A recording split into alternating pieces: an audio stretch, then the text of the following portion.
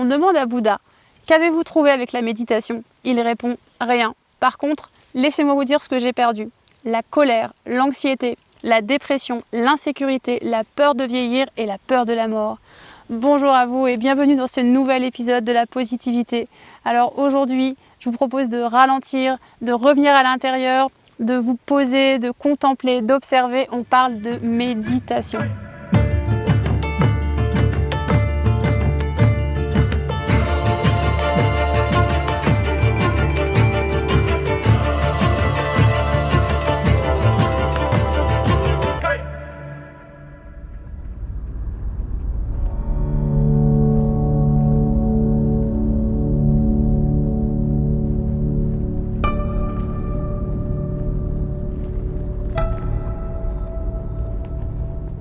Alors vous l'aurez compris, la méditation, ça apaise, ça allège les négativités, ça permet de se recentrer, de faire comme ça un peu la pause, de l'espace entre vos pensées, dans vos journées bien encombrées comme ça, où on vit à 1000 à l'heure et on court après le temps et on est tout le temps en réflexion, tout le temps en action. Et c'est pas mal de temps en temps de se poser comme ça dans des espaces même chez vous en fait, pas forcément besoin d'aller vous poser en extérieur, mais la méditation, on en parle beaucoup, peut-être qu'autour de vous, vous avez même peut-être l'idée que c'est un truc un peu à la mode et vous vous dites peut-être aussi oh ce truc un peu new age, non merci, pas pour moi je suis un hyperactif, j'ai pas que ça à faire, j'ai masse de choses à faire, je suis plutôt sport, je suis plutôt ma famille, tout ça, et puis pas le temps de vous poser quoi en fait. Et en fait c'est pas que un truc à la mode justement, c'est effectivement très utile, c'est très nécessaire parce que ça vous permet vraiment de vous offrir un moment à vous et peu importe quand vous le placez dans votre journée. Moi, une routine comme ça que je vous partage, que j'aime bien faire, mais en réalité j'en place un peu à d'autres moments. Déjà, c'est de démarrer la journée, notamment le matin, déjà par après une douche froide, mais ça me concerne à la limite, mais juste pour vous mettre un peu, pour vivifier en fait de bon matin. Et puis une petite pratique de yoga, et ensuite vous êtes complètement dispo en fait pour pouvoir faire une petite méditation, pour pouvoir vous poser et poser une intention pour votre journée. Et pour vous, pour les autres, pour vos proches.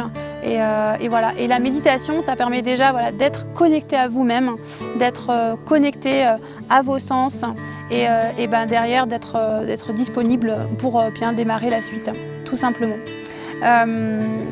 On dit comme ça que 30 minutes de méditation par jour est essentielle, sauf quand vous n'avez pas le temps. Alors 1 heure de méditation est essentielle, une citation de François de Sales que je vous partage aussi, qui est assez drôle et qui vous rappelle comme ça que tout simplement c'est justement quand on n'a pas le temps qu'il faut prendre le temps de se poser pour pouvoir prendre du recul sur les choses, prendre de la hauteur et relativiser tout simplement. Alors oui, la méditation c'est sympa, mais bon, moi j'arrive pas trop à me poser et à penser à rien. Alors méditer, c'est pas forcément penser à rien, c'est pas forcément être passif, au contraire, bien au contraire, c'est même justement, ça favorise la concentration, puisqu'on va justement être dans un moment, dans un espace à l'intérieur où on va se concentrer sur un point en particulier. Donc ça peut être, ou une chose en particulier, ça peut être par exemple vous concentrer sur votre respiration. Il y a plein d'exercices comme ça de respiration yogi ou autres qui sont intéressants à pratiquer. Et après, sinon vous pouvez avoir un point de concentration ou une idée ou quelque chose comme ça sur lequel vous focalisez toute votre attention et qui du coup vous invite à ne plus penser à autre chose. En tout cas, si vous avez des pensées comme ça, parce que c'est globalement à peu près naturel, elles reviennent au bout d'un petit moment. En fait, c'est pas c'est pas de vouloir les chasser à tout prix, parce que c'est presque naturel qu'elles reviennent, mais c'est de les laisser passer. À la limite de les observer, de dire ok, et de revenir à votre point de concentration que vous aviez juste avant.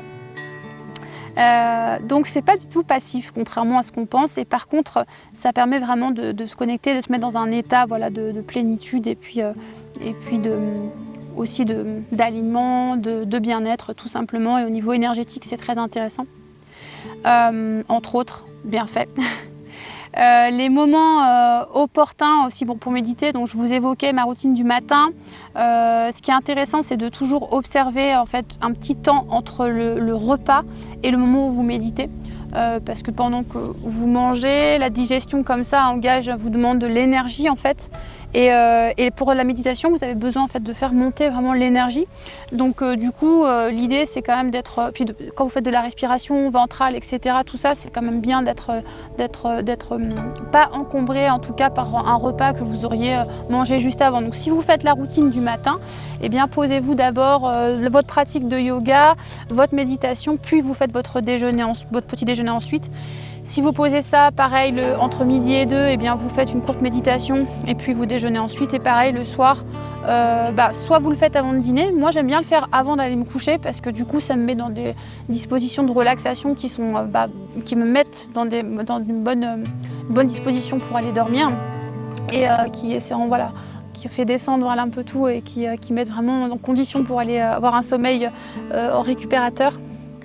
Donc vous pouvez comme ça vous mettre plusieurs moments dans la journée.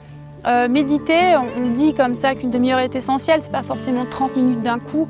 N'allez pas voir ça comme un gros challenge d'un seul coup alors que vous ne méditez jamais.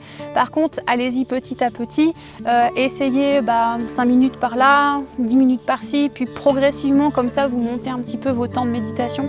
Mais accordez-vous vraiment ce temps, c'est un cadeau que vous vous faites. C'est pas du tout une contrainte, il ne faut pas le voir comme quelque chose qui vous empêche de faire autre chose. Quand vous méditez, vous êtes pleinement dans ce que vous faites. Vous êtes vraiment déjà dans un moment important pour vous. Pour démarrer, ce que vous pouvez faire, c'est des méditations guidées. Il y en a plein, vous en trouvez plein sur Internet. Qui vous permettent de vous laisser en fait emporter par quelque chose qui sont pas complètement, je fais pas complètement le silence, mais déjà, je suis dans un état méditatif et déjà, on va vers ce qu'on recherche, vers l'aliment, le centrage, etc. Et ça, c'est intéressant.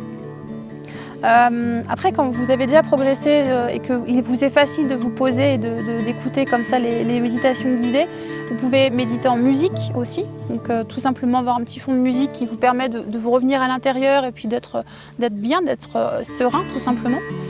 Et à part ça, vous pouvez bien sûr méditer avec des mantras aussi, donc en récitant des mantras, ce sont comme des petits chants comme ça, en sanskrit ou autre, et vous ne comprenez pas forcément ce qu'ils disent, mais c'est pas très grave. En tout cas, la mélodie est jolie et puis surtout, il y a un côté spirituel qui est très intéressant.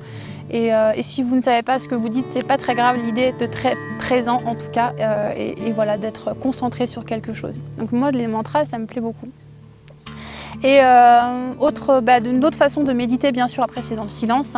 Et dans le silence, c'est concentré sur un point de concentration ou sur une posture que vous pouvez avoir aussi, notamment au Kundalini Yoga. Souvent, les méditations, elles associent la respiration avec un point de concentration et parfois une posture un peu, pas forcément toujours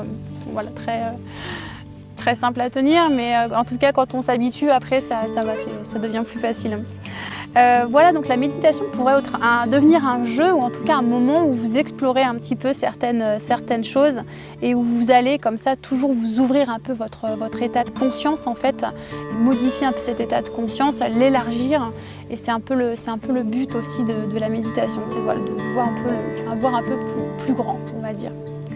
Et surtout de revenir à vous et de revenir à l'intérieur. Alors s'il vous plaît, faites-vous ce cadeau, essayez la méditation petit à petit, mais en tout cas, voilà, offrez-vous ces moments de paix intérieure et de silence intérieur, c'est essentiel.